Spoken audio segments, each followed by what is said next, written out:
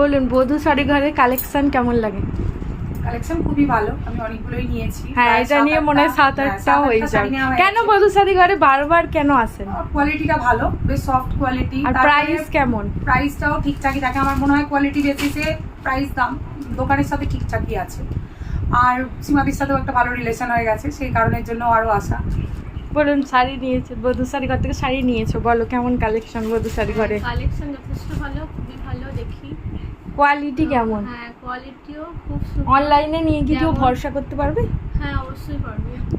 Thank মনে হয় যারা অনলাইনে দেখছেন তারা অবশ্যই নিন, খুব ভালো শাড়ি। আর অনলাইনের সাথে অফলাইনের কালার ডিফারেন্স এমন কিছু কি থাকে? না, এরকম কোনো কিছু difference সামান্য নেই। থাকে একটুখানি, এটা তো 10% হবে, 10% হবে। লাইটে একটু শাড়িটা এদিক ওদিক ঘোরানোর ক্ষেত্রে কিন্তু যে আলাদা একবারে জিনিস হয়। যে সেরকম পুরোপুরি difference, difference। সেরকম কোনো না, মোটামুটি অরিজিনালটা ভালোভাবেই বোঝা যায়। বোঝা যায় তো? ঠিক আছে, থ্যাংক ইউ। আবার আসবেন সবাই।